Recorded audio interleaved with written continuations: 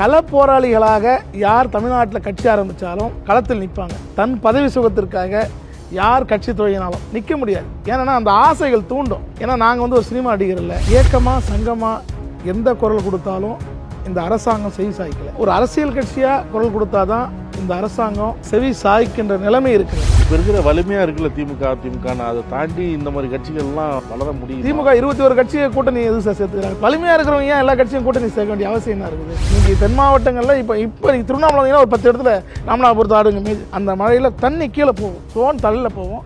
அந்த கூடாரத்தை கவுத்துக்குன்னு தான் உட்காந்து அந்த 10 நாள் உணவு பார்த்தீங்கன்னா அதிகபட்சமாக கூழ் தான். இன்னைக்கு வரைக்கும் இந்த சமுதாயத்தில் அப்படி ஒரு அவலமான சூழல் இருக்குது. 5 ஆண்டு காலம் ஆட்சியே முடியும். மர்ம விலங்குன்ற பேரில் இன்னைக்கு வரைக்கும் கேள்விக்குறியா இருக்குது. ஏன்னா பட்டியல் அடைக்கும் அது இன்னைக்கு வரைக்கும் எங்களுக்கே அதாவது பார்த்தீங்கன்னா பட்டியல் அடைச்சி வைப்போம். நைட்டில் எந்த விலங்கு கிடைக்குதுன்னே தெரியாது.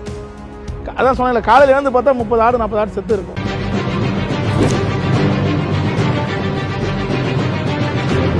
நக்கீரன் நேயர்களுக்கு வணக்கம். இன்றைய சிறப்பு விருந்தினர் தமிழக முன்னேற்ற கழகத்தின் நிறுவன தலைவர் ராஜாராம் அவர்கள். வணக்கம் சார். வணக்கம் சார்.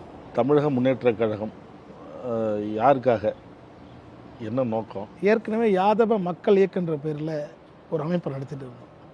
அந்த அமைப்பு துவங்கி 5 ஆண்டு காலம் ஒரு யாதவ சமுதாயத்தை முன்னிறுத்தி அவர்கள் கோரிக்கைகளையும் அவர்களுக்கான தேவைகளையும் இந்த தமிழக அரசுக்கு எடுத்துரைப்பது, அந்த வேலையை படிப்படியாக செஞ்சுட்டு இருந்தோம். இயக்கமாக சங்கமாக எந்த குரல் கொடுத்தாலும் இந்த அரசாங்கம் செவி சாய்க்கலை. அப்போது ஒரு அரசியல் கட்சியாக குரல் கொடுத்தாதான் இந்த அரசாங்கம் செவி சாய்க்கின்ற நிலைமை இருக்கிறது. அதால் தான் முறையாக இந்த கட்சியை தமிழக முன்னேற்ற கழகன்ற பேரில் டெல்லி சென்று பதிவு செய்து திருத்தணியில் 2 மாதத்துக்கு முன்பாக இந்த கட்சியை நாங்கள் அறிமுகம் செய்தோம். இந்த கட்சி அனைத்து தரப்பு மக்களையும் அரவணைத்து அனைத்து தரப்பு மக்களின் தேவைகளையும் கோரிக்கைகளையும் இந்த அரசுக்கு எடுத்துரைக்கின்ற கட்சியாக இருக்கும். அப்படி இருந்தாலும் இந்த கட்சி யாதவ சமுதாய மக்களை இந்த கட்சியின் முதுகெலும்பாக பேக் போன் சொல்லுவாங்க இல்லையா, ஒரு பெரிய பெரிய பலம் சொல்லுவாங்க இல்லையா, ஓட்டு வங்கி. ஏன்னா நாங்கள் ஒரு சினிமா நடிகர் இல்லை, ஏற்கனவே எந்த அரசியல் கட்சியிலே மாவட்ட செயலராகவோ ஒரு ஆளுகின்ற பெரிய கட்சிகளில் மந்திரியாகவோ பெரிய லெவலில் நான் இல்லை. எங்கள் பின்னணியும் ஒன்றும் பெருசாக அரசியல் பின்னணியான குடும்பம் இல்லை. இது முதல் தலைமுறை. எங்கள் அரசியல் தலைமுறை நாங்கள் தான் முதல் தலைமுறையாக இந்த சமுதாயத்திற்கு முதல் தலைமுறையாக தான் இந்த அரசியலுக்கு நாங்கள் வந்திருக்கோம். யாதவ சமுதாயத்தின் கோரிக்கைகளையும் யாதவ சமுதாயம் போல் இருக்கின்ற மற்ற சமுதாய மக்களின் கோரிக்கைகளையும் அவர்கள் தேவைகளை பெற்றுத்தருவதற்கான இந்த கட்சியை நாங்கள் துவங்கியிருக்கோம். பேசும்போது சொன்னீங்க தமிழக மக்கள் எல்லாத்துக்கும் தான் இந்த கட்சி, அப்படி இருந்தாலும் பேக் போனாக இருக்கிறது யாதவ மக்கள். ஆமாம் சார், ஆமாம் சார் அப்படின்னு குறிப்பிட்டீங்க. ஆமாம் சார். யாதவ மக்களுக்காக ஏற்கனவே நிறைய சங்கங்கள் இருக்கு சார், இப்போ நிறைய சங்கங்கள் இருக்குது, கட்சி கூட இருக்குது. ஆமாம் சார். அதுலேருந்து நீங்கள் எப்படி உங்கள் மேலே எப்படி அந்த மக்களுக்கு ஒரு நம்பிக்கை வரும் சார்? சங்கம் வச்சுருக்காங்க. சங்கம் என்பது சார் அரசியல் கட்சி ஆகாது. சங்கம் வைத்திருக்கின்ற அனைத்து சமுதாய சங்கங்களும் சங்கங்களாக இருக்கிறவங்க எல்லாருமே அனைத்து கட்சியில் இருக்கிறவங்க தான் சங்கங்கள் இருப்பாங்க. தேர்தல் வரும்போது அந்த சங்கங்கள் அந்தந்த கட்சிக்கு போயிடுவாங்க, சங்கங்கள் காலியாக தான் இருக்கும். இது அதுபோல தான் இந்த சமுதாயத்திலையும் சங்கங்கள் இருக்கிறது, இயக்கங்கள் இருக்கிறது. கட்சிக்கு நான் அப்புறம் வரேன். நீங்கள் சொல்கிற சங்கங்கள், அதாவது தமிழ்நாட்டில் அதிகப்படியான சங்கங்கள் யாதவர்களுக்கு, ஏன்னா மாவட்டந்தோறும் ஒன்றியந்தோறும் நகரந்தோறும் இருக்குது. அதெல்லாம் அரசியல் அதிகாரங்களை பேசுகிற சங்கம் இல்லை. அவர்கள் தேவைக்காக ஒன்றா சங்கம் பேர் போட்டுக்கலாமே தவிர தமிழ்நாடு முழுக்க ஒற்றை தலைமையில் ஒற்றை கொடியில் நான் சொல்ல, அதாவது ஒரு இப்போ இங்கே திருத்தணியில் பேசினா திருச்செந்தூரில் எதிரொலிக்கணும். நம்ம என்ன இப்போ கருத்தை சொல்கிறோமோ அந்த கருத்து தமிழ்நாடு முழுக்க அந்த மக்களிடம் போய் எடுத்துரைக்கணும். அப்படி ஒரு சரியான அரசியல் அமைப்பு தமிழ்நாட்டில் யாதவர்களுக்கு கிடைக்கல. அதிமுகவில் மிகப்பெரிய பொறுப்பில் இருந்தார் கண்ணப்பன், போக்குவரத்துறை அமைச்சராக இருந்தார். சொல்லக்கூடிய இடத்துல மின்சாரத்துறை 3 துறை முப்பெருந்துறை அமைச்சராக இருந்தார். பொதுப்பணி, மின்சாரத்துறை பெரிய அளவில் இருந்தார். அதுக்கப்புறம் அவங்களுக்கு அங்கே ஒரு மனவருத்தம் ஏற்பட்டு வெளியில் வந்தார். அவரு கட்சி ஆரம்பித்தார். அதுவே நம்மளால் முடியல. ஒரு முன்னாள் அமைச்சர், எப்படி அரசியல் நடத்தணும்னு தெரிஞ்சவர், எல்லா நுணுக்கமும் தெரிந்தவர் தான். யாதவ மக்களை தாண்டி மற்ற வாக்குகளை எப்படி கவரணுங்கிறது தெரிஞ்சவர். அப்படி ஏற்பட்ட அவராலே அந்த கட்சி நடத்த முடியல. அவரே விட்டுட்டு திருப்பி திமுக வந்துட்டார். சார் சொன்னீங்க, நல்ல விஷயம். டாக்டர் ராமதாஸ் கட்சி ஆரம்பிக்கும் போது எந்த மந்திரி பதவியிலும் இல்லை. விடுதலை சிறுத்தை கட்சி ஆரம்பிக்கும் போது அவர் எந்த பதவியிலையும் இல்லை. கிருஷ்ணசாமி கட்சி ஆரம்பிக்கும் போது மந்திரியாகவும் இல்லை. ஜெகன்மூர்த்தி ஒரு அவங்க இப்போ இருக்கிற அண்ணன் வந்து இருந்தார் ஜெகன்மூர்த்தியார், அவர் கட்சியார் மந்திரியாக இல்லை. களப்போராளிகளாக யார் தமிழ்நாட்டில் கட்சி ஆரம்பித்தாலும், மக்கள் தேவைக்காக யார் கட்சி ஆரம்பித்தாலும் களத்தில் நிற்பாங்க. தன் தேவைகளுக்காக, தன் பதவி சுகத்திற்காக யார் கட்சி துவங்கினாலும், நீங்கள் யார் வேணா இருக்கட்டும், யார் கட்சி துவங்கினாலும் நிற்க முடியாது. ஏன்னா அந்த ஆசைகள் தூண்டும். இந்த தடவை ஓடுவாங்க, அது கிடைக்கலாம் அடுத்த இடத்துக்கு ஓடுவாங்க. ஆனால் நாங்கள் களப்போராளிகள், மக்கள் தேவைகளை, மக்களுக்கான பிரச்சனைகளை, மக்களுக்கான குரலாக நாங்கள் நிற்க நினைக்கிறோம். எங்களுக்கு பதவி என்பது ரெண்டாவது தான். எங்கள் அடையாளத்தை தான் நாங்கள் முதல்ல விரும்புகிறோம், அதிகாரம் அப்புறம். அடையாளம் பெறாமல் அதிகாரம் பெறக்கூடாதுன்றது தான் எங்களோட கருத்து. அடையாளத்துக்காக இன்னும் நாங்கள் போராடிட்டு இருக்கோம்.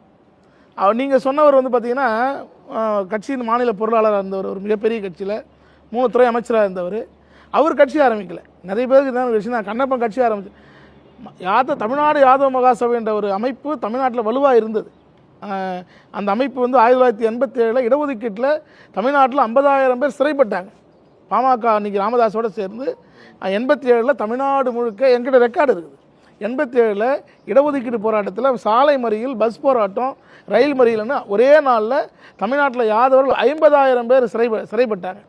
அப்பேற்பட்ட வலுவான சங்கம் தான் இந்த கட்சிக்கு ஒரு பலமாக இருந்துச்சு. அவர் வந்து வேகமாக வந்தார். நான் இன்றைக்கும் பெருமையாக சொல்லுவேன், தமிழ்நாட்டில் அப்படி ஒரு மிகப்பெரிய ஒரு கூட்டத்தை இன்றைக்கி வரைக்கும் எந்த கட்சியும் கூட்ட முடியல. ஒரு மிகப்பெரிய கூட்டம் கூட்டினார். இன்றைக்கி ஒவ்வொரு சாதியிலும் பல கட்சிகள், பல அமைப்புகள் இருக்குது. ஆனால் கண்ணப்பன் வரும்போது யாதவர்கள் ஒரே கட்சி, ஒரே அமைப்பு, ஒரே தலைமை இருந்துச்சு. அவர் தேவை இங்கே கிடைக்கல. மக்கள் தேவைக்காக அவர் நின்றுந்தார்னா இன்றைக்கி வரை நின்றுருப்பார். இன்றைக்கி விடுதலை சிறுத்தைகள் பல தோல்வியை பார்த்துருக்குது, பாட்டாளி மக்கள் கட்சி பல தோல்வியை பார்த்துருக்குது, கிருஷ்ணசாமி பல தோல்வியை பார்த்துருக்கிறாரு, ஜெகன்மூர்த்தி பல தோல்வியை பார்த்துருக்கிறாரு, இன்னும் பல்வேறு தலைவர்கள் பல தோல்வியை பார்த்துருக்காங்க. ஒரு தோல்வி 2 தோல்வியில் ஓடினாங்கன்னா இன்றைக்கி இந்த கட்சியில் இருந்திருக்காது. அவர் ஒரு தோல்வி பார்த்தார், திமுகவோட தான் கூட்டணி வச்சார், 6 சீட்டு வாங்கினார். எல்லா தேர்தலையும் எல்லா தொகுதியிலும் 2000 ஓட்டு 1800 ஓட்டு வித்தியாசம் அவர் தோல்வியே. சார், ஒரு கட்சி தொடங்கி 3 மாதத்தில் 6 தொகுதி வாங்குறாரு. ஒவ்வொரு தொகுதியிலும் தோல்வி அடைஞ்ச ஓட்டின் சதவீதம் பார்த்தீங்கன்னா 1800 2000 ஓட்டு தான். அப்போ மக்கள் அவர் ஏற்றுக்கினாங்களா இல்லையா? அதுக்கப்புறம் அவர் எடுத்த முடிவுலாம் தவறான முடிவு.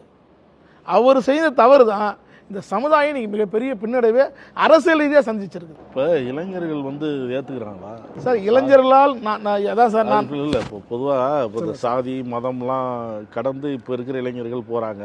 எல்லா சாதியிலையும் எல்லா மதத்துலேயும் இந்த சாதிக்குள்ளே போக வேண்டாம், அது வந்து வெளியில் வந்துடுவோம் அப்படின்னு ஒரு பழக்கம் வருது இல்லை? இது மீறி இந்த காலத்துலேயும் அந்த சாதி சங்கம், சாதி கட்சி, அந்த மாதிரி இன்னமும் அந்த இளைஞர்கள் அந்த சார், நான் வந்து ஒரு விவசாய குடும்பம் சார் தான் சார். எங்கள் தாத்தா ஆடு மாடு தான் வச்சுருந்தார். எங்கள் அப்பாவும் விவசாயம் தான் பண்ணியிருந்தார். அடுத்த தலைமுறை வரும்போது எங்கள் அப்பா வந்து புகைப்பட கலைஞராக தான் வெளியே வந்தார். நான் ஒரு பேஸில் புகைப்பட கலைஞர். நான் வந்து 14 வயசுலேருந்து ஃபோட்டோகிராஃபராக இருக்கிறேன். பல்வேறு இடத்துகள் போகும்போது பார்த்தீங்கன்னா ஒவ்வொரு கட்சியிலையும் ஒவ்வொரு சாதி அமைப்புகளும் தன் கொடியை பிடிச்சிக்கிட்டு, நான் இந்த அரசியல் வந்து மிகப்பெரிய காரணம் தான். அந்த ஒரு 100 பேரை கொடியை பிடிச்சிட்டு அந்த சத்தத்தோடு போகும்போது அப்போ நமக்கான ஒரு உணர்வு யார் வெளியே தான் தூண்டுறாங்க. இப்போ நான் 10வது படித்தேன் சார். எனக்கு +1 போய் கேட்கும்போது நான் பிசின்றதால எனக்கு அந்த ஒரு கோர்ஸ் கிடைக்கல, நான் குறைஞ்ச மார்க் எடுத்தேன். இப்போ எனக்கு சாதியால் தான் நான் அடிபட்டேன். அப்போ நான் எம்பிசியாக கிடைச்சுன்னா நான் எனக்கு அந்த கம்ப்யூட்டர் சயின்ஸ் கோர்ஸ் கிடச்சிருக்கும். நான் 275 மார்க் தான் எடுத்தேன். நீங்கள் 310 மார்க் எடுத்துருக்கணும், அப்போ தான் உனக்கு வந்து அந்த கோர்ஸ் கிடைக்குன்னு சொல்லிட்டாங்க. அப்போ என்னோடய பாதிப்பு சாதியால் தானே பாதிச்சிருக்கிறேன். அப்போ சாதி இல்லைன்னு எப்படி நீங்கள் சொல்லுவீங்க? எனக்கு தெரியல. இப்போ இருக்கிற வலிமையாக இருக்குல்ல திமுகன்னு, அதை தாண்டி இந்த மாதிரி கட்சிகள்லாம் வளர முடியும். திமுக 21 கட்சியை கூட்டணி எது சார் சேர்த்துக்கிறாங்க? திமுக அனைத்து வலிமையாக இருக்கிறாங்க. வலிமையாக இருக்கிறவங்க ஏன் எல்லா கட்சியும் கூட்டணி சேர்க்க வேண்டிய அவசியம் என்ன இருக்குது? இப்போ இந்த எலெக்ஷனுக்கு வரக்கூடிய எலெக்ஷனுக்கு பேச்சுவார்த்தை நடத்துனீங்களா? அதாவது சார், நாங்கள் அதை ஏற்கனவே ஈரோடு இடைத்தேர்தலில் வந்து அதிமுகவுக்கு ஆதரவு கொடுத்தோம். இவர் இளங்கோவன் காங்கிரஸ் அவர் நிற்கிறப்போ நாங்கள் இவருக்கு ஈரோடு இடைத்தேர்தலில் அதிமுக 2ஆம் கட்ட தலைவர்கள் எங்களை கேட்டதுக்கு நாங்கள் போய் யாதவ மக்கள் இயக்கமாக இருந்தோம், ஆதரவு கொடுத்தோம். நாடாளுமன்ற தேர்தலில் இவர் ராகுல் காந்தியின் பிரச்சாரம் எங்களுக்கு பிடிச்சிருந்துச்சி. அவர் கொடுத்த அரசியல் அறிக்கைகளை வந்து பார்த்திங்கன்னா தமிழ்நாடு இந்தியா முழுக்க சுங்கவரி சாலை அகற்றுவன்னு சொல்லியிருந்தார். சாதிவாரி கணக்கெடுப்பு நடத்தி விகிதாச்சார அடிப்படையில் இடஒதுக்கீடு வழங்கப்படும் சொல்லியிருந்தார். சிலிண்டரை வந்து 300 ரூபாய்க்கு தரோம், ப்ளஸ் 300 500 தரோன்னு சொல்லியிருந்தார். இந்த அறிக்கைகள்லாம் எங்களுக்கு வந்து எங்களுக்கு நாங்கள் என்ன நினச்சோமோ அதை அவங்க இருந்துச்சு. அதால் தமிழ்நாட்டில் திமுக தான் இங்கே தலைமை, இந்தியா கூட்டணிக்கு. அதால் இங்கே வந்து தமிழக முதல்வர் சந்தித்து ஆதரவு கொடுத்தோம். வட மாவட்டங்களில் 10 நாடாளுமன்ற தொகுதியில் அவங்களுக்கு மிகப்பெரிய பலமாக இருந்து வேலை செஞ்சோம். ஓட்டு வாங்கி கொடுத்துருக்கோம். அந்த சமுதாய ஓட்டை வாங்கி கொடுத்துருக்கோம். ஆனால் எங்கள் கோரிக்கை எங்கேயும் நிறைவேற்றப்படலை. உங்கள் முதன்மையான கோரிக்கைகள் இது ஏற்கனவே வாரியங்கள்லாம் இருந்துச்சு. ஆல்ரெடி கலைஞர் ஆட்சியில் கால்நடை வாரியம்னு ஒன்று வச்சுருந்தாங்க. இப்போ தமிழ்நாட்டில் விவசாயம் தான் சார் பிரதான தொழில். நீங்கள் வந்து அதை மறுக்க முடியாது. விவசாயத்துக்கு அடுத்தபடியான்னு பார்த்தீங்கன்னா ஒவ்வொரு வீட்லேயும் கால்நடை வளர்ப்பு, கோழி, ஆடு, மாடு. நீங்கள் தமிழ்நாட்டில் எல்லார் வீட்லேயும் உணவு சாப்பாடுக்கான அஸ்திவாரமே விவசாயமும் கால்நடையும் தான். 2 ஏக்கரை நிலம் வச்சுருந்தானா அவன் 4 மாடு வச்சுருப்பான். 1 ஏக்கரை வச்சுருந்தானா 1 மாடு 4 கோழி 2 ஆடு வச்சுருப்பான். இதுதான் நீங்கள் பல மாணவர்களை கல்விக்காக வளர்க்க அவங்க அதை வச்சு தான் பல மாணவர்களை படிக்க வைக்கிறாங்க, எல்லா வேலையும் செய்கிறாங்க. அப்படி இருக்கின்ற அந்த சமூகத்திற்கு அந்த கால்நடையை ஊக்குவிப்பதற்கு இப்போ விவசாயத்துக்கு பல லோன் தராங்க, தள்ளுபடி லோன் தராங்க. பிரதமர் கூட ஏதோ விவசாயத்தில் ஏதோ மாதம் 4000 ரூபா போடுறாரு, விவசாய கடன் தள்ளுபடிலாம் சொல்கிறாங்க. ஆனால் கால்நடையை வளர்ப்பது இப்போ எல்லாருமே படித்து வேலைக்கு போயிடுறதில்ல. நீங்கள் தமிழ்நாட்டில் எல்லாருமே இன்றைக்கி 10வது படித்து நின்றவங்க இருக்கிறாங்க, 8வது படித்து நின்றவங்க இருக்கிறாங்க, +2 படித்து நின்றவங்க இருக்கிறாங்க. அப்போ அவங்க அடுத்ததாக பார்க்குறது விவசாயமும் கால்நடையும் தான் பார்க்குறாங்க. அப்போ இந்த கால்நடைக்கு ஒரு மானிய லோனு, இப்போ நோயுற்ற காலங்கள் வருது, கால்நடைக்கெலாம் நோயுற்ற காலம் நிறைய கால்நடைகள் வந்து காலமாகிடுது. இதுக்கான ஊக்கத்தொகை இதெல்லாம் அந்த கால்நடைகளுக்கு எதுவுமே கிடைப்பதில்லை.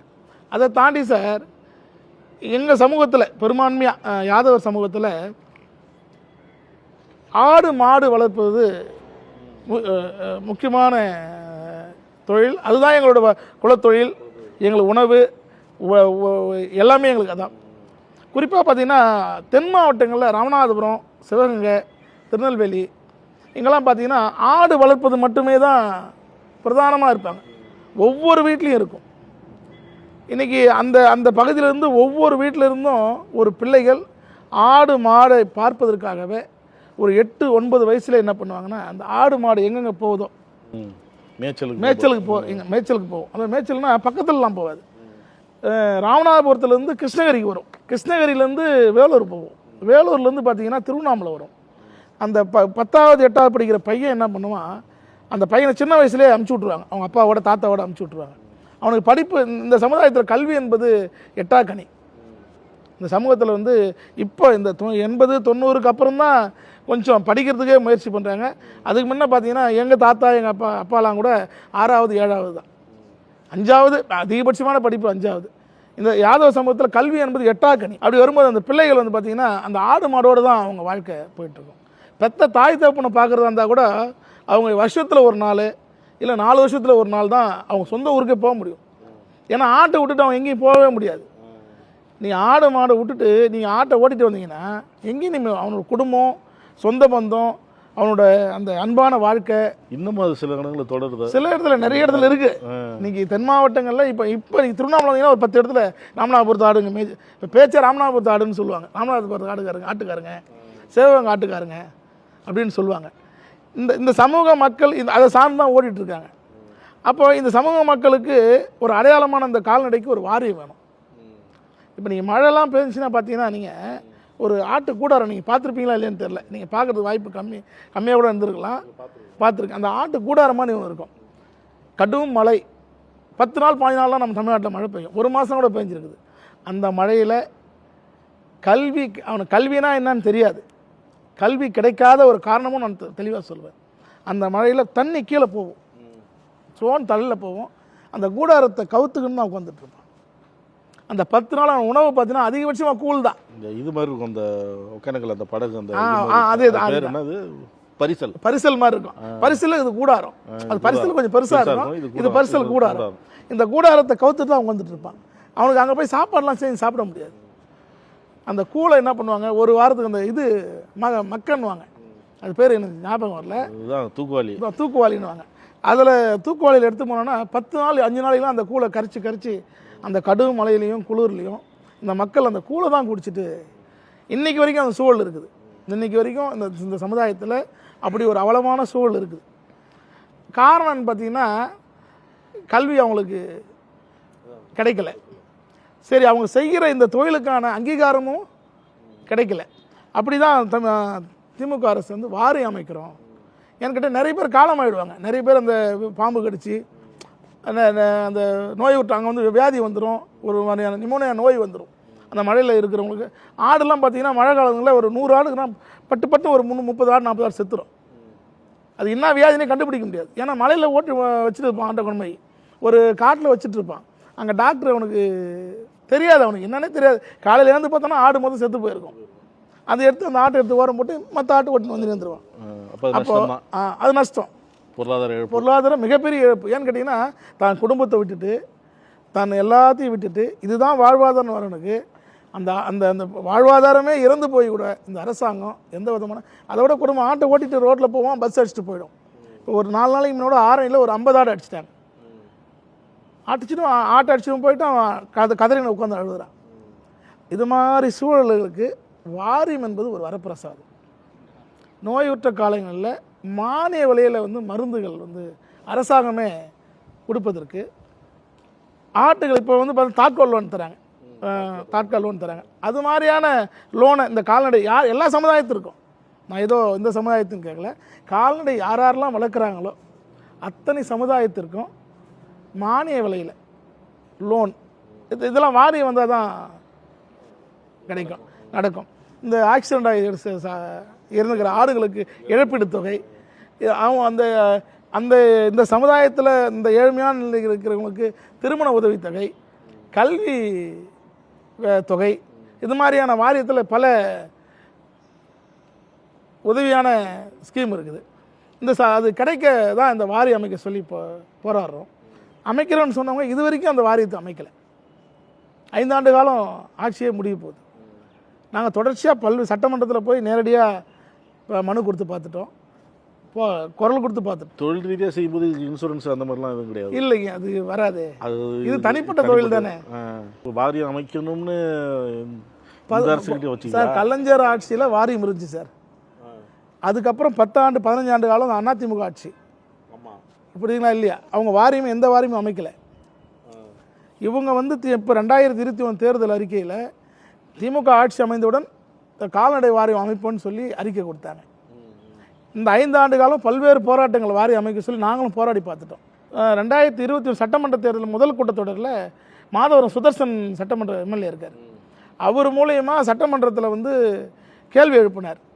நம்ம ஆட்சி அமைஞ்சால் கால்நடை வாரியம் அமைக்கிறேன்னு சொன்னீங்க, எங்கள் பகுதி மக்கள் கேள்வி கேட்குறாங்கன்னு சொல்லும்போது அதுக்கான வேலைகள் நடந்து கொண்டு இருக்கிறது, இன்னும் ஓரிரு மாதங்கள் அறிக்கை அந்த வாரியம் அமைக்கப்படும் சொல்லி அனிதா ராதாகிருஷ்ணன் அமைச்சர் வந்து சட்டமன்ற பேசின குறிப்பு என்கிட்ட இருக்கு. இன்னும் 5 ஆண்டுகளுக்கு முன்னதாகவே சட்டமன்றத்தில் பேசினாங்க அவங்க. ஆனால் இன்றைக்கி வரைக்கும் அது நடைமுறைக்கு கொண்டு வரல. வந்துடுச்சு. இப்போயும் அவங்க என்னென்ன அவங்களுக்கு குறைன்னு கேட்குறாங்க. எங்கள் ஆளுக்கு போயிட்டு கால்நடை வாரியம் அமைக்கணும்னு மனு கொடுக்குறாங்க. திரும்ப அந்த அறிக்கையில் வரும் அமைப்போன்னு சொல்லி. இப்போ நீங்கள் சொன்னீங்கல்ல திடீர்னு 30 ஆடுகள் இறந்து போகும்னு சொல்லுவீங்க. இந்த இப்போ நீங்கள் அந்த ஆட்டை ஓட்டிகிட்டே போகிற இடத்துல அந்த பட்டியில் அரைச்சி வைக்கிறப்ப சிலலாம் இருந்து போகும். ஆமாம், மர்ம விலங்குன்ற பேரில் இன்னைக்கு வரைக்கும் கேள்விக்குறியாக இருக்குது. ஏன்னா பட்டியில் அடைக்கும் மர்ம விலங்குன்னா அது என்ன? அது இன்னைக்கு வரைக்கும் எங்களுக்கே அதாவது பார்த்தீங்கன்னா பட்டியில் அடைச்சி வைப்போம், வெறி நாயின்னு சொல்லுவாங்க. அந்த பட்டியில் அடைக்கும் போது அந்த கேப்பில் வந்து உள்ளே பிடிச்சி கடிச்சிடும். காட்டு விலங்குகள் காட்டு ஓரம் தான் அந்த பட்டியெலாம் அடைப்பாங்க. நைட்டில் எந்த விலங்கு கடிக்குதுன்னே தெரியாது. அதான் சொன்னேன்ல, காலையில் எழுந்து பார்த்தா 30 ஆடு 40 ஆடு செத்து இருக்கும். அது என்ன விலங்கு கடிச்சது இன்னை வரைக்கும் வந்து எந்த டாக்டர் சொன்னதும் இல்லை, அது யாரும் கண்டுபிடிச்சதும் இல்லை. நாயா நரியா அது ஏன்னா கடிக்கும் போது பார்த்தா மட்டும் தான் வெறிநாய் கடிச்சிச்சுன்னு சொல்லுவாங்க. மற்ற நேரத்தில் நைட்டில் அந்த ஆடுகள்லாம் ஏன் கடிப்பட்டு இறந்துச்சுன்னு தெரியாது. வாழ்வாதாரமே கேள்விக்குறியான வாழ்வாதாரம் தான். கால்நடையோட வளர்ப்புங்களோட வாழ்வாதாரம் என்பது தான் குடும்பத்தை விட்டு வாழ்வாதாரத்தை விட்டு சொந்த பந்தங்களை விட்டு நாடோடி வாழ்க்கை தான் இந்த கால்நடை வளர்ப்பவரோட வாழ்க்கை. ஒரு பெரிய தொகை கேட்குறாங்க, எங்களால் முடியல.